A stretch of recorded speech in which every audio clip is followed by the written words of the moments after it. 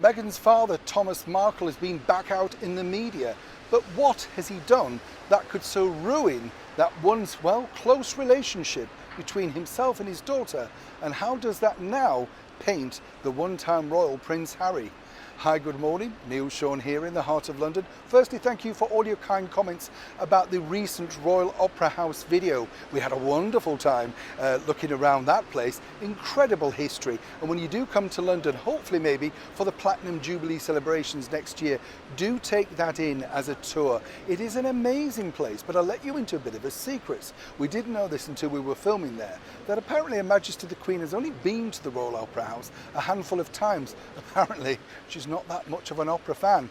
Perhaps if they did something about horses in opera, they may be on to a winner. But back as ever to your royal story today. Now, one of the biggest stories breaking out of the United Kingdom today was, of course, the latest sit-down media chat with Meghan's estranged father, Thaomas Markle.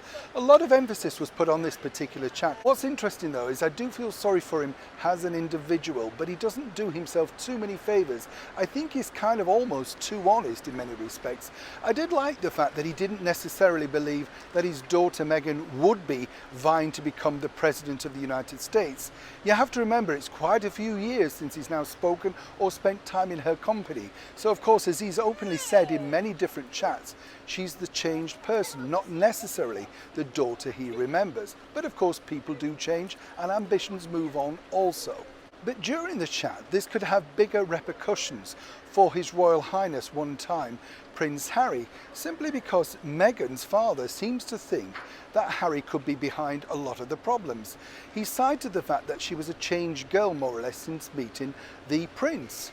Now, what's interesting for me is that it does play into some of the narrative that a lot of people are stating, not just on here, but in newspapers, magazines around the world. And this could become, shall we say, rather useful moving forward for either side. The downside to that, of course, is that Thomas has yet to meet not just Prince Harry, but his grandchildren also. And you have to take it from both sides. He's telling his version of the story, and he's been very open. From what he's saying, the big public perception over here in the United Kingdom is that he's telling the truth. He seems to be on the level. We all seem to agree that Thaomas Markle certainly has a grievance, and it does seem odd from a couple that claim to be all about compassion and empathy and moving forward and, you know, inclusiveness and all of that sort of stuff, that they should cut him off so badly. What you really need to do to balance this out is for someone to sit down with Harry and Meghan, maybe just Harry alone, and find out what really is the beef against Thaomas Markle, this 70-plus-year-old man. What has he done that's so bad that you've cut him out of your lives? It simply can't be about the paparazzi pictures, because that seemingly is the only thing that he's done. The stepsister Samantha seems to speak a lot of sense. So is it the situation that, well, has occurred between Harry and Meghan and her version of events about life with Thomas pre-meeting Prince Harry?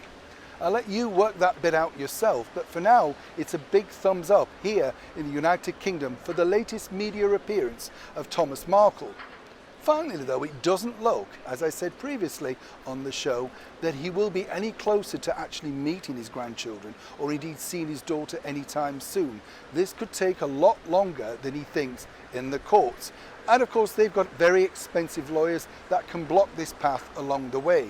One hopes for all sides concerned they don't leave it too late. Neil Sean in the heart of London.